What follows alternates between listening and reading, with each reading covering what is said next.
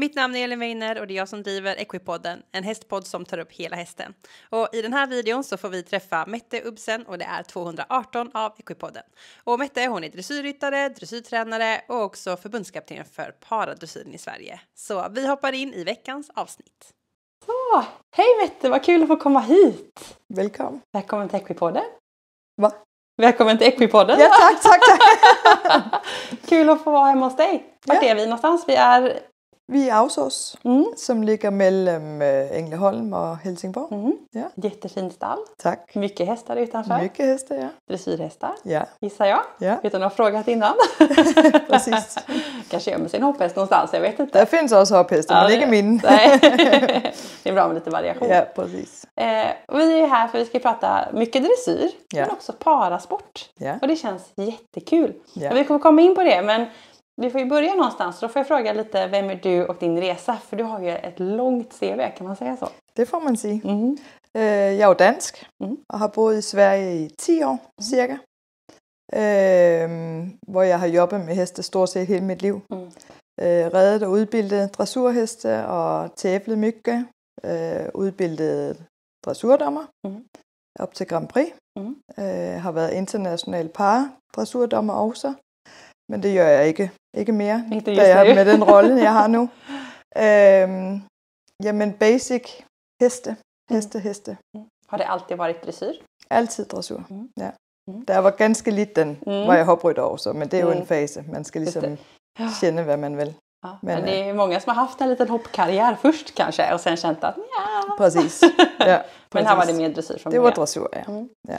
Berätta lite om ditt eget tävlande. Jamen, jeg har tävlet op til Inter 2. Da alle mine Grand Prix-heste har blevet solgt, inden jeg har kommet ud og ride Grand Prix. Men har haft rigtig mange på vej. Jamen, jeg udbilder fra unge heste til Grand Prix. Ja. Är det utbildningen du tycker det är roligt med hästarna? Ja. Att se utvecklingen? Ja, præcis. Og så har vi haft rigtig mange projektheste, hvor jeg ligesom har gildet at jobbe med de svåre heste, og ligesom få dem til. Det tycker jag är roligt. Ja, att lösa problem. Lige præcis. Ja. Lige præcis. Men det är väl lite läskigt också när de kommer och är lite mycket häst kanske, eller? Jamen det er jo igen, hvad man gilder. Altså, nogle gilder lidt mere lugne heste, og nogle gilder lidt mere elektriske heste. Det er jo igen. Ja. Just det. Ja. Ja, men kul. Men du rider fortfarande en del idag? Jeg rider fortfarande jättemycket, og vil fortfarande kæmpe selv for at komme med i top igen. Ja. Vi har fine heste på vej. Kul! Det blir spännande att se framåt då. Men det tar ju mycket tid också. Det tager mycket tid. Ja. Men vi ska ju prata lite om din andra del i vardagen kanske man kan säga. Och det är ju det här med parasport. Ja. För du är förbundskapten för paralandslaget i Sverige. Ja. Och det är ju lite spännande. Det är jättespændende. Kan vi inte höra hur du kom in på det? Jamen, jeg blev faktisk ringet op og hvor de frugte, om jeg kunne være interesseret i at være forbundskaptajn. Og det skulle jeg lige fundere lidt over, også fordi jeg er dansk. Så det var et stort stik, hvad det indebar, og når man også har sit eget foretag hjemme, og man har mycket at passe hjemme. Men jeg lysnede lidt, hvad de havde at berette om jobbet, og tykte det lød jättespændende, og kommunikerede med min familie så klart. Og de sagde, go for it. Ja. Så det gjorde jeg. Vad var det som lockade då? Udfordringen, tror jeg. Der var mycket jobb i det. Og det var en super svår opgave. Men jeg tykte, det kunne være spændende. Vilket år är vi på nu? Det er nummer 2. Just det, men du blev invald 2023. Ja, slut. Precis. Ja, Så har du varit i 2 år. Ja, precis. Häftigt. Ja. Det är kanske nu man börjar känna liksom att man kommer in i det. Det er præcis. Og man skal jo lære rytterne at kende, og man skal ligesom lære, hvad det hele... Altså, det er jo et stort projekt, hvor man ved måske om det kvarte, når man bøjer. Og så skal man ligesom lære resten, hvad man skal gøre, og hvad man skal fundere på. Og så der er mycket, man skal lære sig. Selvom man er inde i branchen, så det er ikke bare... Jag förstår. Men jättekul, det var ett väldigt fint uppdrag. Och som innehåller många delar. Vi kommer ju komma in lite mer på det också. Men vi får kanske börja lite och höra lite om vad parasporten egentligen är för någonting. För vi vet att många kanske känner till vad parasporten är. Och vi har ju bara dressyr som gren. Men det är många olika klasser och grader och mönstring och grejer. Kan du inte berätta lite om hur det funkar? I parasporten har vi 5 grader. Hvor grad 1 er dem, der har flest skorter. Hvor grad 5 er dem, som, det er lidt fejl at sige, mere vanlige. Altså de mår bedre i deres krop. Just det. Og så har man, hver rytter måste ligesom få et lækkere indtyg, hvor man så får en grad, og så kommer man til en international tävling, hvor man har nogle klassificeringer, hvor de beretter for rytterne, hvilke grad de hører til. Ja. Vi har lite hundar med i inspelningen här. Så kommer det jättesöt hundar. Så det er lækkerintyget, og så klassificeringen på internationale tävlinger, som ligesom, hvor de ved, hvor de kommer til at være. Som bestämmer. Ja. Tävlar man då mot varandra i sin klass? Ja, altså hvis vi nu siger, at vi har 3 grad 5, og de tävlar i samme klasse, så tävlar de jo mod hinanden. Just det. Men en grad 1 och en grad 5 tävlar inte mot varandra? Det gör de inte. Det gör de inte. Så de är delt op i grader. Mycket att tänka på. Ja. Så, og hvis vi har lagtävling på international plan, så måste vi have en rytter fra grad 1, 2, 3. De måste være der. Ellers så kan man ikke have et lagtävling. Ja. Så det är mycket regler? Ja, det är mycket. Ja. Okay. Så man behöver ha ett läkarintyg och sen så får man då ansöka om att bli klassificerad i de här graderna då. Ja. Och då är det förbundet som tittar på det. Ja, precis. Ja. Vad kan det vara? Jag tänker så här, grad 5 det kanske är liksom lite kan vara svårt att se kanske? Det kan vara svårt att se. Jag tänker en grad 1, jag har kanske sett på filmer med någon som kanske inte har någon arm eller ben och sådär. Det kanske är lite lättare. Men kan man få något exempel på vad som kan finnas i de olika graderna? Ingen till. Vad det kan finnas för problem i de olika graderna? Jamen det kan jo, som du selv siger, nogen kan sakne deres ben, nogen kan sakne en arm, nogen kan have indre skorter, som man i princippet ikke kan se. Nogen kan have et stelhed i en hofte, eller, så det kan være mange ulike grejer, man har som handicap, som nogen kan ses, nogen kan ikke ses. Just det. Ja, det är ju jättespännande. Og selvom du for eksempel, vi har Felicia, som sakner 2 ben, hun er grad 3, så man kan jo ikke sige, selvom du sakner dine ben, at du er grad 1. Det kommer an på din funktion. Ja, just det. Det är alltså hela kroppen då som spelar. Ja, i princippet, ja. Där ser man. För det har jag varit med i podden också. Så det är faktiskt lite roligt. Svårt. Men jag tänker när man tävlar och så, finns det många som rider i parasporten?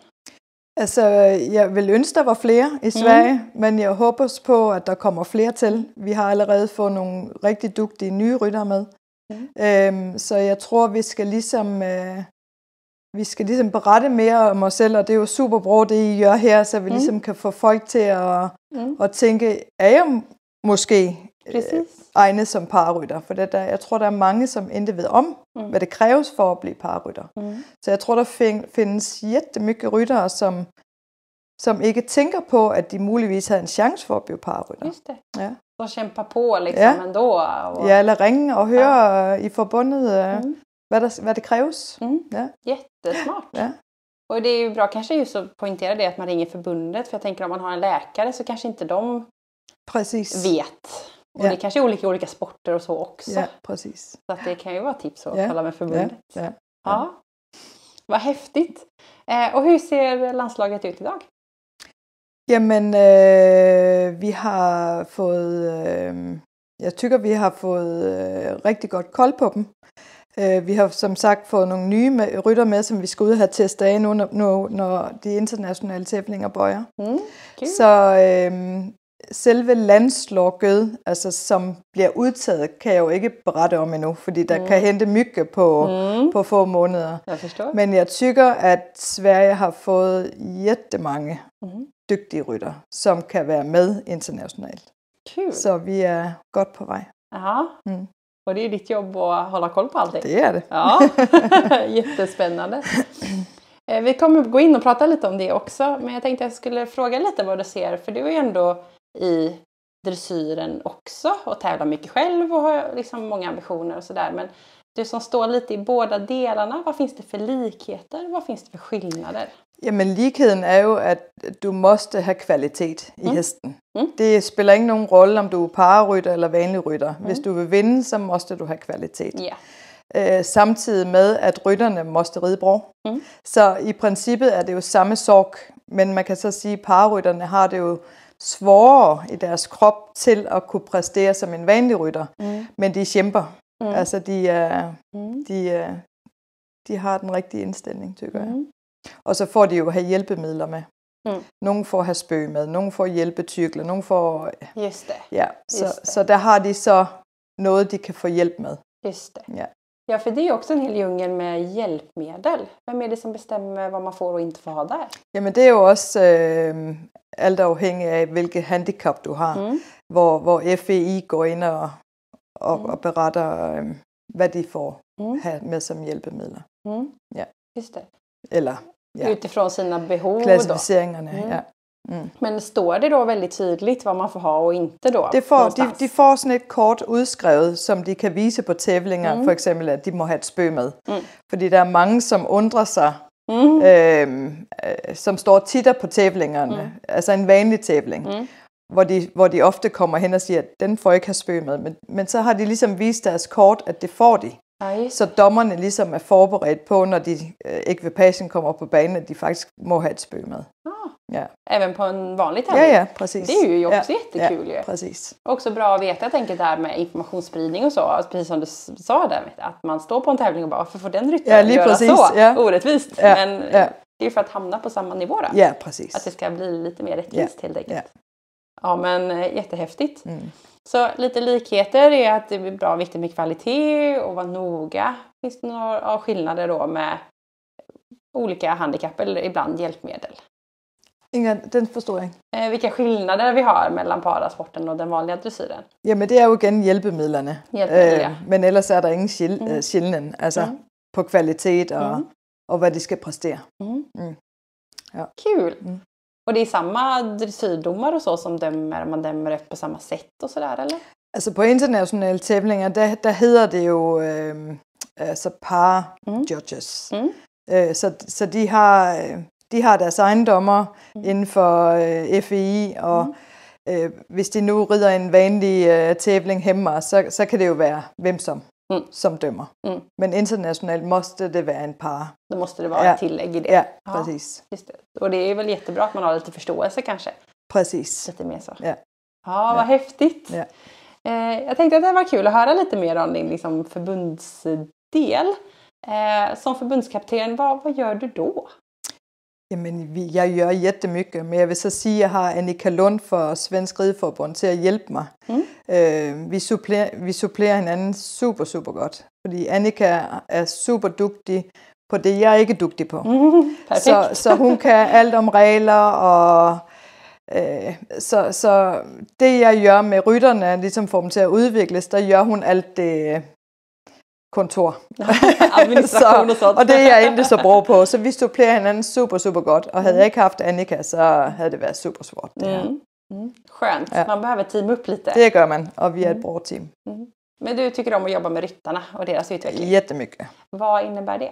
Jamen det indebærer jo, at man lægger en struktur for hver enkelt rytter. Hvad måste være bedre for den enkelte rytter? Hvad skal de træne på? Hvad skal de have fokus på? Hvad skal de have fokus på med deres krop? Behøver de noget ekstra hjælp med fysioterapeuter? Whatever. Få dem til ligesom at lægge en plan. Eller jeg gør en plan. Eller hjælper dem med en plan. Så de ligesom har nogle retningslinjer, som de kan følge. Så det ligesom kommer op i point. Just det, så att man får en utveckling. Ja, lige præcis. Men det kan jo både være rytteren selv, eller rytter och häst som ska ha några hjälpemedel. Just det. Ja. Och då är det ju jättefint när du har den bakgrunden att du själv är en väldigt duktig ryttare. För då blir det ju liksom att man kan hjälpas åt där. Ja, lige precis. Ja. Och se det med dommerögon. Vad behöver det för att rida 70 framför 65% eller 75? Just det. Så vi liksom, lige precis, så vi hele tiden udvikler os i niveau til at komme op. Fordi det måste vi. Fordi de andra länder är jätteduktiga. Det är så? Ja. Då har vi lite att hämta hem. Ja, det har vi, men vi är gott på väg. Ja. Men det är också det som är roliga på något sätt. Det är superroligt. Alltså, det är ju det, man måste ju liksom tänka framåt. Ja. Och jag tänker sådär, att jobba med ekipagen är jätteviktigt. Att utveckla ridningen och att jobba med kroppen är jätteviktigt. Hur brukar ni prata ofta och ha möten och träningar ihop, eller? Jamen altså, vi holder jo slut på året, der får de lidt ledigt. Så nu, så nu börjar vi ligesom langsomt op igen, hvor vi har første internationale tävling her i næste vecka. Oj, ja, spännande. Hvor vi ligesom, der bøjer vi. Og så har vi lidt forbundstræninger, hvor jeg har en dansk træner til at komme og titte lidt på dem. Så har vi lidt programridninger, og vi har lidt møder, og så vi ligesom har koll på dem. Ja. Och så lägger man individuella planer. Det gör man, ja, precis. Jag tänker, men ridmässigt det är såklart jättemycket att tänka på. Kroppsligt, det måste vara väldigt olika för ryttarna. Det är det absolut. Och det är också därför vi har liksom, har nogle, nogle retningslinjer for at hjælpe dem, hvis nogen behøver en fys eller en, og det kan også være en mental coach. Altså der er jo mange ting man skal ligesom anvende til hver enkelt rytter og prøve at hjælpe dem lidt til hvad der er bedst for hver enkelt, ikke? Ja. Og så har vi været op på, nu ved jeg ikke om jeg udtaler det ret, men Bossøen, det er sådan et stort aktivitetscenter, hvor der er fitness, der er alle ulike terapeuter og så videre. Så der var vi op sidste år. Jeg håber lidt på, at vi kan komme derop igen, så så de får nogle informationer, hvad de kan göra selv också. Just det. Ja, för det är ju viktigt att göra lite insatser så att man kan göra det kontinuerliga arbetet själv, tänker jag. Precis. Ja. Men det mentala skulle jag vilja stanna vid lite grann, för jag tänker att det är en jätteviktig del. Det är supervigtigt. Altså det är ju viktigt att man är mentalt fokuserad och kan fokusera för att prestera. Nogle rytter, nu tager jeg ikke noget en specielt rytter, men nogen, hvis der er for eksempel, man har været på en tävling, og hesten bliver ret for et eller andet, så kan det godt sidde fast. Og man ligesom har fokus på det på næste tävling, og der er det vigtigt, at man lærer sig ligesom at håndtere og glemme, men få reddet videre, så man ligesom, så hjernen ligesom ikke har fokus på det, der henter sidste gang, men man kommer videre, kommer over den situation man har oplevet. Precis. Ja. Man inte ältar eller fastnar i lige det. Præcis, liksom. Lige præcis. Og så er det jo også meget med at præstere. Altså, man ved, der er super dygtige konkurrenter, at man ikke ligesom tænker på, den redde 78%, nu måste jeg. Altså ligesom bare lære at fokusere på sig selv. Det är super, super vigtigt. Och det gäller alla rytter. Det är inte bara Ja, men eller hur? Ja. Jag tänker liksom, om man skulle jämföra lite då sådär, ja, men en vanlig ryttare behöver vara mentalt stark, bra i kroppen, ha en bra vältränad häst och klara av pressen och det här mentala. Och exakt det behöver en pararyttare också göra, men till det kommer massa mer saker. Ja, precis. Typ att jag kanske då har något i kroppen som också kanske tar mycket energi eller som gör det svårare. Så att det är ju verkligen en extra sak. Det är det. Och så kan det ju hända på tävlingsdagen att de inte mår bra i kroppen. Vad gör vi så? Och det kommer också till att sidde psykisk, hvis man ikke mår bra i sin krop. Ikke? Og så må vi ligesom hjælpe dem og ligesom se, hvad kan vi göra eller vad kan de göra? Ja, men precis. Ja. Nej, men det har man alltid vaknat upp någon gång och så har det varit typ att man har nackspärr eller någonting.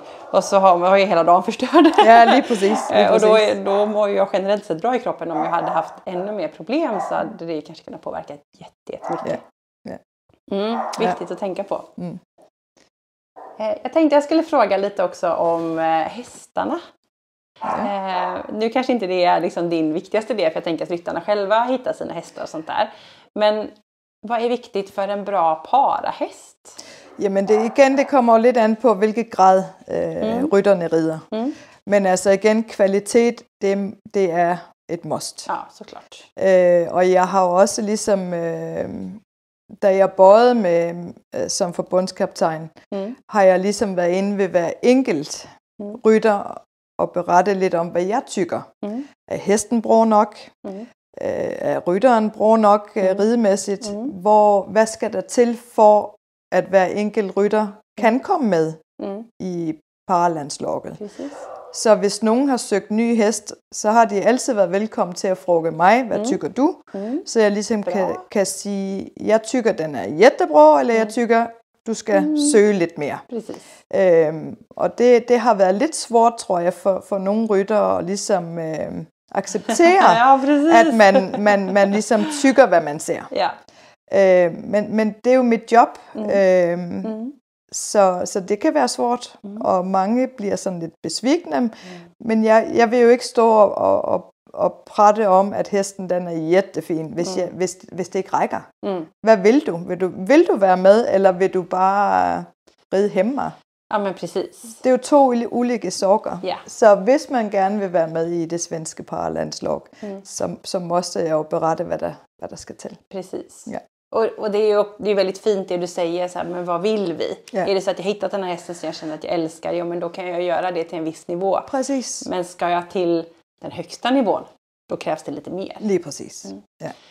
Jag tänker lite på såna här saker som att aveln generellt sett går till väldigt överrörliga, väldigt snabba hästar. Hästar med väldigt mycket i sig, om man säger så. Och så tänker jag att skulle det kunna vara lite svårt för en pararyttare? Om man till exempel har något i kroppen som gör att man inte riktigt är lika följsam eller sådär. Absolut. Altså, men det kommer også an på igen. Er man grad 1, så måste du have en snäll hest. Ja. Men den skritter. Ja. Den gør hverken trav eller galop. Men den måste have en god skridt. Men det hjælper ikke, hvis den har en super bra skridt, og så den eksploderer. Ja, nej, fordi det kan rytteren ikke. Det er no-go. Så det er jo, den skal både være snäll, den skal være bra kvalitet. Hvor vi for eksempel havde en grad 3 rytter, hvor jeg tykte, det blev for farligt, fordi den var for pik. Det var for mycket. Og det erkendte hun også selv. Men en grad 5 rytter kan måske håndtere det bedre, fordi en hest i grad 5 måste jo også have lidt liv. Men rytteren skal jo fortfarande kunne administrere det. Ja. Så det kommer lidt an på, hvilket tænding hesten har. Exakt. Og hvor dygtig rytteren er til at administrera det. Så. Ja, men precis. Och jag tänker, där kommer ytterligare saker till. Jag tänker att om man har saker kring sitt handikapp, till exempel med rullstolar och grejer, så är det också något som hästen behöver vänja in sig med. Absolut.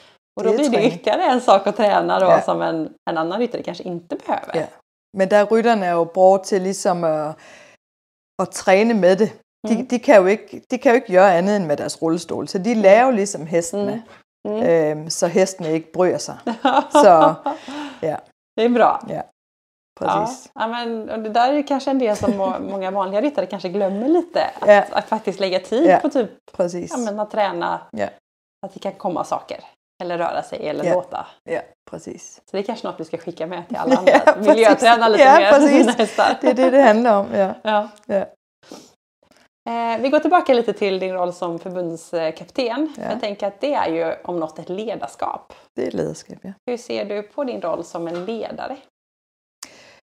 Det är ju svårt att prata om sig själv. Men, det är mycket tankar mest. Ja, men det är det. Men en bra ledare, som vi pratade om lidt tidligere, är ju en som går in och är ärlig. Och liksom i situationer måste vara den dumme. For ligesom at få lokket til, eller hver enkelt rytter til ligesom at udvikle sig. Og simpelthen lægge en struktur, så de ligesom ved, hvad der skal til for at udvikles. Det er jo udvikling konstant i den her, Ja. Hvis vi skal have medaljer, så er det det, der skal til. Ja, Ja. precis. Ja. Så, men ellers som leder, så er det jo både at følge med dem på internationale tævlinger, udvælge til mesterskaber, sørge for, at de har træninger, og man følger op på dem. Hvad kan vi hjælpe med? Altså, der er jo mange grejer, der spiller ind. Ja, jag förstår det. Och det måste ibland vara ganska jobbiga beslut att ta. Det er jobbigt. Men, hur hanterar du det? Jamen, jeg tykker faktisk, jeg håndterer det bra, fordi altså, det er jo altid synd for den ekvipage, der ikke kommer med. Men man må jo ligesom se ud fra, hvem kan gøre det bedst. Og det kan være til den ene mesterskab, at det er den ene, der præsterer bedst på den tævling, eller op til tævlingen, og næste mesterskab, så er det en anden, der tabler bedre, end den, man har taget med. Så det kan jo være individuelt. Hvor er man op til udtagelsen til mesterskaber? Yeah. Og der ligger jo ingen personligt i det, fordi jeg vil vinde. Så, men iblandt så tror jeg, at nogen de bliver jo så besvikne, hvor de ligesom tager det for mye til sig, hvor de måske tænker, at det var ikke fair. Men jeg tager jo beslut ud fra det, jeg ser op til udtalelsen. Precis. Så. Ja. För det blir ju alltid det där konflikten med att du behöver se helheten. Lige precis. Och sporten och liksom det uppdraget du har. Och så kommer ju individens önskningar kanske då lite i konflikt. Ja, precis. Men der er jo ingen personligt i det. Nej, precis. Fordi jeg udtager et hold for, hvem kan gøre det bedst. Just det. Ja. Men har du alltid känt att du, alltså det låter som att du har tänkt mycket på det här och känner dig trygg i dina beslut? Det gør jeg. Har det alltid varit så, eller har det varit en resa för att kunna bli det? Altid. Det har alltid varit så? Altid, ja. Så tager jeg beslut, så har jeg bearbejdet eller då har du tänkt på det? Ja, det har jeg. Ja. Och då litar du på dina beslut? Liksom. Det gør jeg. Det måste man. Skönt. Ja, för annars blir det ju inte ett bra ledarskap om det blir att man ändrar sig eller inte är tydlig, tänker jag. Ja, precis. Så det är viktigt. Det är jätteviktigt. I din roll liksom sådär. Och sen så jobbar ni mycket med utveckling, vilket du tycker är väldigt roligt. Ja. Häftigt. Ja.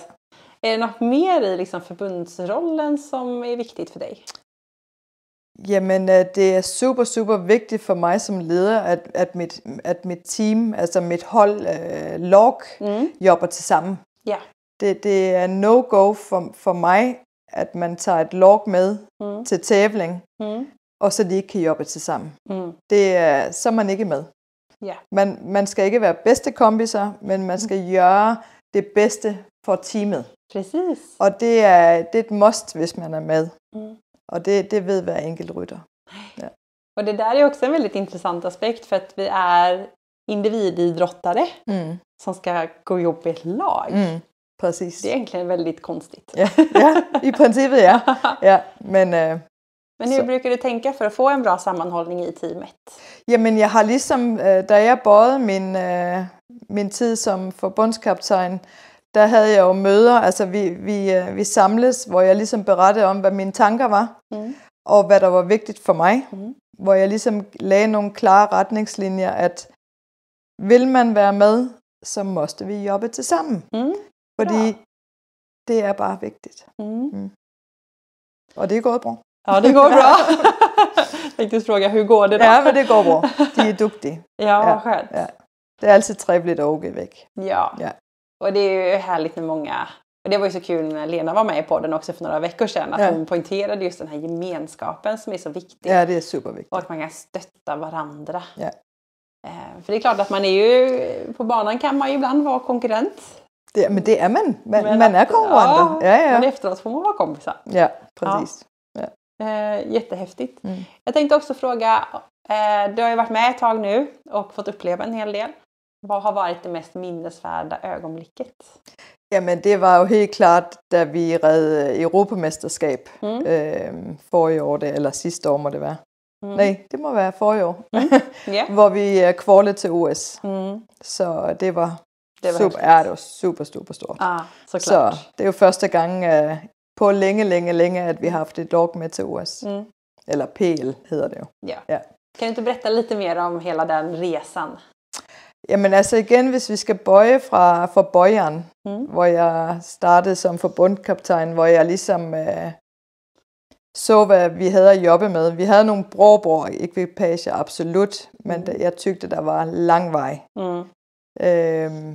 Hvor vi ligesom bøjede lidt om fra scratch 0. Ja. Og ligesom igen fik taget talk på hver enkelt rytter, og fik dem udviklet, og fik nogle nye med også. Og igen havde vi nu ikke, der var jeg jättemycket med på de internationale tævlinger, havde vi ligesom ikke haft fokus på hver enkelt rytter, og ligesom fået den der, hvad skal du gøre for at blive bedre, hvad skal hesten, bla bla bla. Jeg tror, hele det teamwork, vi har haft omkring det, har gjort, at de har højet deres procenter så mycket, som de har, og har kunne komme med til og kvalde til PL.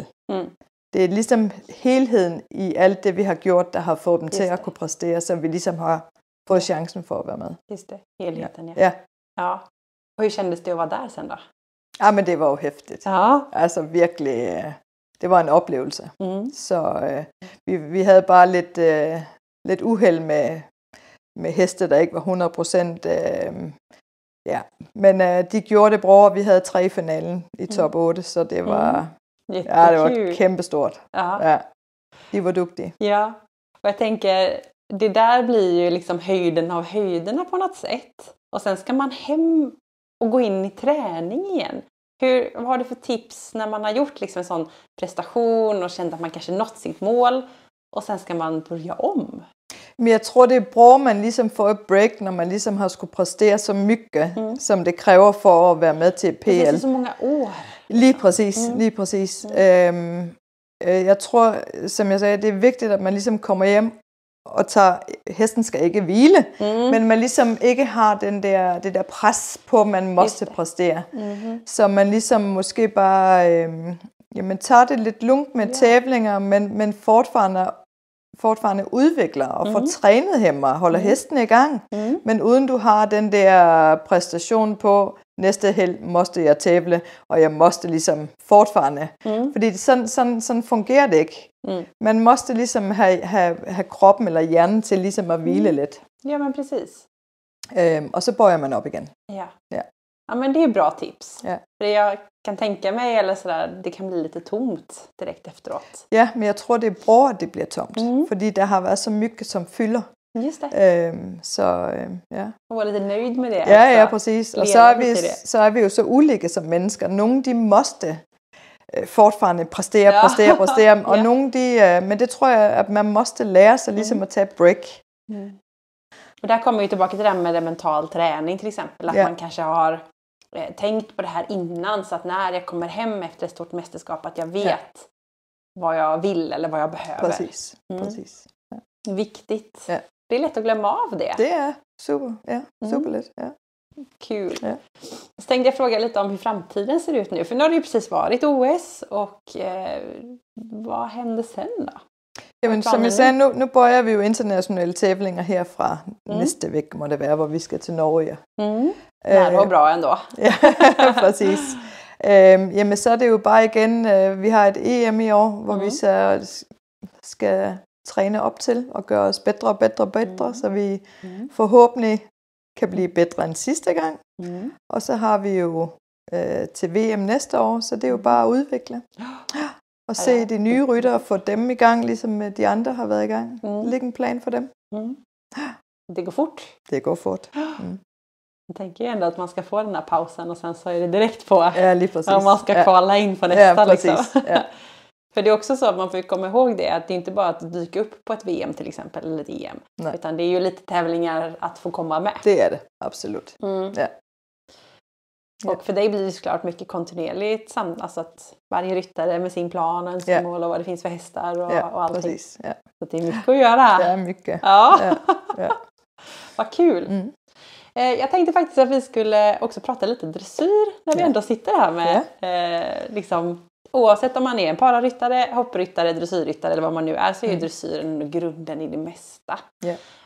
Och jag tänker i din ridning, och jag vet att du också har träningar och sådär. Att liksom, vad är viktigt för grunden i dressyren tycker du? Jamen basic er det jo grundridning. Altså at hesten... Ja. Som alltid. Jamen at hesten den er løsgjort, den trives, at man jobber... Altså det er jo også et individ. Hvor snabbt går det? Altså man skal ligesom læse hver enkelt hest af, så man giver den tid, den hver enkelt behøver. Just det. Men grundridning, masse lystgørende overgangen, er jo det, der styrker hesten til at blive bedre, når den skal gøre slutter, bytte, whatever. Så basic grundridning er. Och grundridning för dig, det är lösgjordhet. Løsgjordhed, overgangen, övergångar, skänkelvigningar, åbner, forventåbner. Lite enkla övningar. Allt, ja. Ja, just det. Ja. Tycker du att vi är lite dåliga på att lägga grunden? Jeg tycker, vi bliver bedre. Det tycker jeg absolut, vi er. Og så er det jo også meget med, hvem får hjælper. Altså, det er jo vigtigt, at man har en træner, som kan hjælpe, så man ikke bare rider ensom hjemme, og man tykker, man er verdensmester. Og det er også fine, absolut. Men vil man ligesom have fokus på udbildning af hesten, så måste man have træner. Det tykker jeg er super vigtigt. Og jeg selv træner jättemycket også. Precis. Så det er vigtigt. Ja, ta hjälp. Ja, precis. En sak som jag ibland kan tycka är svårt och som många kan höra av sig och säga är svårt så här, det är så här, när vet jag att hästen är redo? För man säger att man ska göra grunder och man ska bygga upp den, ska bli stark. Precis. Men när är den stark då? Altså man har jo altid en känselsend. Men det er jo igen træneren. Man måste prate ihop med sin træner, for ligesom at kende, eller hvor han eller hun ligesom beretter, nu næste stik, nu ud at table, nu er du redo. Just det. At man ikke bare selv tykker, at man er redo og går til tævling, og så får du 60%, og så forstår man ingenting. Precis. Der er det igen vigtigt, at man har en man jobber bruger ihop med, beretter, at nu ud, prøv at teste af. Og alt kan gå galt på tævling. Hesten kan blive ret, den kan blive tit, whatever. Men er man redo hemma, så er man også redo til at komme ud og forsøge, tykker jeg. Just det. Och det blir lite som ett kvitto då också. Vad domaren faktiskt säger. Ja, precis. Ja. Okej, så grundridningen är viktig. Och att liksom ge hästarna tid, sa vi också. Ja. Och mycket övningar. Gillar du att rida? Ja. Hur kan ett ridpass se ut när du rider? Jeg bøjer altid med at lade hesten gå ponytrav i princippet. For at bare lade den gå helt afspændt og blive rund og ligesom blive varm i sin muskulatur. Det låter gødt. Ja, og så gør jeg en masse forventåbner, så den ligesom har balancen fra væggen og ligesom jeg kunne balancere, være myg i sin krop. Og så når jeg kender, at den bliver lidt varm, så gør jeg det samme i galop. Fortfarande bare ikke noget pres, bare kende efter, den er let, og den er myg og så videre. Og så når jeg tykker, den er varm, så får den en skridtpause, og så bøjer jeg med at samle den lidt mere. Og så er det åbne og slutte, bytte, pirouetter, whatever. Det som bør være trænet på. Alt afhængig af hvilket niveau den er på. Ja. Just det. Ja. Just det. Känn efter. Men ser oftast dina pass lite likadana ut då kanske? Ja, men i grundbasis, ja, på alle heste. Det er totalt det samme. Men igen bare kend efter hesten. Og så nogen, hvis det er en yngre hest, så er det jo klart, så gør den jo ikke alle de svåre ting. Er det en ældre hest, så gør den jo. Ja, då gör den mer grejer. Ja, precis.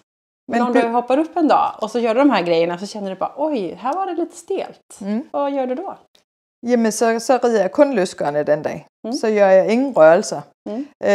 Og så skridter jeg måske lidt ekstra, så den får en masse pauser, hvor den ligesom bare får lov til at løsne op og bare...